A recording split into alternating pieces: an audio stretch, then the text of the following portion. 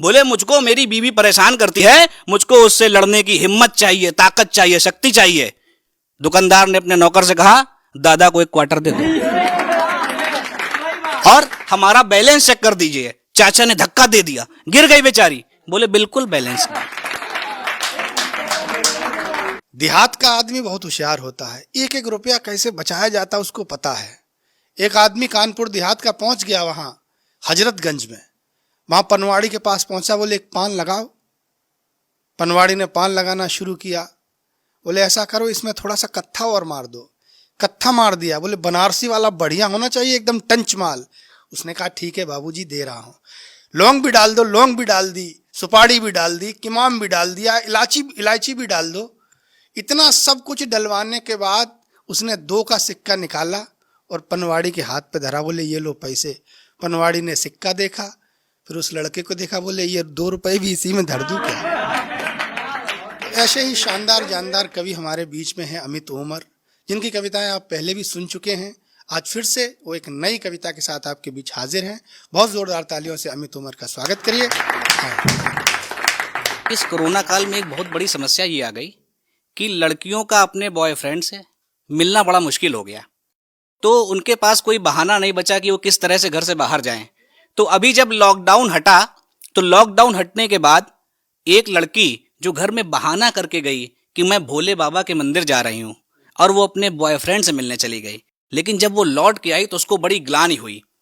तो वो भोले बाबा से माफी मांग रही है। और किस तरह से माफी मांग रही, जरा ध्यान सुनिएगा। वो क्या कह रही है कि मुझको माफी दे दो शिवजी, मुझको माफी दे दो शिवजी, मंदिर पहुंच ना पाई मैं, और बाबा तेरा नाम बताकर बाबू से मिलाई मैं, बाबा तेरा नाम बताकर बाबू से मिलाई मैं। और क्या कह रही, वो कह रही कि थोड़ा मां से समय मिला था, थोड़ा मां से समय मिला था, मेरी भी मजबूरी थी, थोड़ा मां से समय मिला था, मेरी भी मजबूरी थी, लेकिन बबलू के संग मूवी जानी बहुत जरूरी थी, लेकिन बबलू के संग मूवी जानी बहुत जरूरी थी।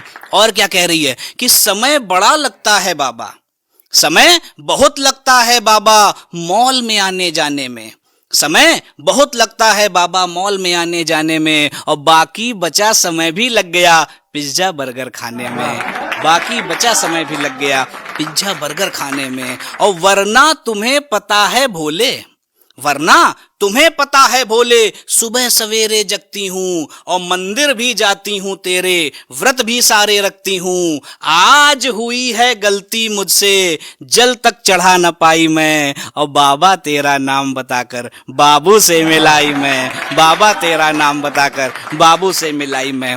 और चूंकि अपने कानपुर की बात बताते हैं, हमारे कानपुर के एक फेमस करेक्टर हैं हमारे गुड्डन चाचा। अच्छा, उनकी आदत क्या है कि उनको भी कविताओं का शौक है, छंद का शौक है, और याद रखते हैं, कई बार भूल जाते हैं लेकिन गड़बड़ नहीं होने देते, इधर का उधर कर देते हैं लेकिन बात बराबर कर देते हैं। तो क्या उनकी आदत है, जरा देखिएगा कि एक बार जब वो सड़क से जा रहे थे तो देखा एक व्यक्ति को बहुत सारे लोग मार रहे थे। अब चाचा ने वहां जाके मना करने की कोशिश की तो किसी ने उन पे ध्यान नहीं दिया। तो वो क्या कह रहे हैं सुनिएगा। वो वहां जाके बोले, देव हसिल्ला कटे घसिल्ला खाए गईल्ला, दे दुदिल्ला पिए कुकुर्रा, लड़े हिरन्ना गिरे सिगट्टा, खुदे मटिल्ला बने घड़ेल्ला, भरे पनेल्ला, धोन चुचिल्ला, खाए गुरु के टेट व फटकारन चोच। अब एक आदमी ने वहां देखा, बोला कहना क्या चाहते हो चाचा? बोले मतलब ये है इसको मारो नहीं, मतलब ये है इसको मारो नहीं। तो बोले क्यों ना मारे? तो उन्होंने कहा ये दुर्बल व्यक्ति है, तुमने सुना नहीं है कि दुर्बल को ना सताइए जाकी मोटी हाय, दुर्बल को ना सताइए जाकी मोटी हाय। अब भूल गए, अब याद नहीं आ रहा। बोले दुर्बल को ना सताइए जाकी मोटी हाय, और या खाए बौराए जगवा पाए बौराए। तो ये स्थितियां हो जाती हैं। एक बार बैंक पहुंच गए चाचा, बैंक पहुंच गए तो वहां पे एक महिला खड़ी हुई थी, बोली हमारा बैलेंस चेक कर दीजिए। चाचा ने धक्का दे दिया, गिर गई बेचारी। बोले बिल्कुल बैलेंस नहीं, बिल्कुल बैलेंस नहीं है। ऐसे ही कभी अजीबोगरीब हैं। कभी एक बार एक दुकान में पहुंच गए, वहां पे जाके कहे कि मुझको हिम्मत चाहिए। बोले हिम्मत चाहिए? किस चीज की हिम्मत चाहिए? बोले मुझको मेरी बीवी परेशान करती है, मुझको उससे लड़ने की हिम्मत चाहिए, ताकत चाहिए, शक्ति चाहिए। दुकानदार ने अपने नौकर से कहा, दादा को एक क्वार्टर दे दो और एक बात और बताएंगे कि उनको और कुछ चीजें पसंद है। उनको एक तो बार में जाना बहुत पसंद है और बेर खाना बहुत पसंद है। तो हमारे गुड्डन चाचा एक बार बेर खाते हुए बार में पहुंच गए और उनको बेर इतना प्रिय है कि वो जो आखिरी वाला बेर था वो बार के बाहर वाली नाली में गिर गया। अब चाचा ने इधर देखा, उधर देखा, किसी ने देखा नहीं, तो उन्होंने वो बेर उठाया, मुंह में डाला और चल दिए डांस देखने के लिए। अब जब हमारे गुड्डन चाचा अंदर पहुंचे तो वहां पर एक लड़की गाना गा रही थी। वो क्या कह रही थी जरा सुनिएगा। वो कह रही थी कि कहो तो कह दूं, सबको बता दूं, जो किया तुमने। अब चाचा ने सोचा कहीं देख तो नहीं लिया ससुर ने। वो उसको पास बुलाए, बोले इधर आओ, ये 100 रुपए रखो, जो हुआ कोई बात नहीं, किसी से कहना नहीं। वो फिर गई, फिर उसने गाना चालू किया कि कहो तो कह दूं, सबको बता दूं, जो किया तुमने।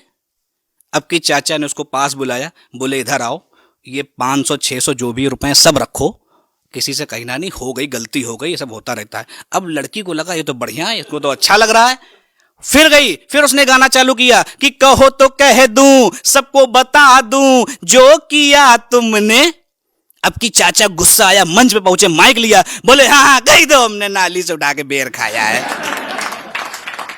और जैसा कि बहुत आनंद आ रहा है आप लोगों को, तो एक ऐसी घटना आपको और बताते हैं कि आप लोग जानते हैं कि जब शादी बारात का मौसम होता है तो सभी लोग जाते हैं शादियों में दावत खाने। एक बार 3 कुत्ते पहुंच गए एक बारात में। तो उसकी घटना का जरा आप सुनिएगा क्या हुआ कि एक गेस्ट हाउस के बाहर 3 कुत्ते, उनमें एक कुत्ता था और उसके 2 चेले थे। एक बॉस था, 2 उसके चेले थे। तो एक बार 3 कुत्ते पहुंच गए बारात में, उनमें एक बॉस था, 2 चेले थे साथ में। बॉस था बुद्धिमान, उसके पास था भेजा। वो पहले खुद नहीं गया, अपने एक चेले को अंदर भेजा। वो चेला धीरे धीरे गेस्ट हाउस के अंदर आया और अपने आप को एक काउंटर में पाया। जैसे ही वहां लोगों ने कुत्ते को देखा, किसी ने लात मारी, किसी ने पत्थर फेंका। वो चिल्लाया लेकिन मुस्कुराता हुआ बाहर आया। बॉस के पूछने पर उसने बताया कि अंदर खाने को रोटी है, बोटी है, पीने को जाम है। और बॉस क्या बताएं, अंदर बहुत टॉप का इंतजाम क्या बताएं, अंदर बहुत टॉप का इंतजाम है। अब बॉस ने अपने दूसरे चेलों को भेजा। दूसरा चेला भी धीरे धीरे काउंटर के नीचे आया, अपने आप को कॉफी के काउंटर के नीचे खड़ा पाया। किसी ने कुत्ते को फिर देखा, एक पूरी गरम गरम कॉफी उड़ेल दी। जला हुआ कुत्ता बेचारा वो जब बाहर आया, लेकिन वो भी बॉस को देख के मुस्कुराया। बॉस को बोला, बॉस हमको तो बहुत माल उड़ाने को मिला और इसको तो केवल खाने को मिला था, मुझको तो गर्मा गर्म खाने को मिला। इसको तो केवल खाने को मिला था, मुझको तो गर्मा गर्म खाने को मिला।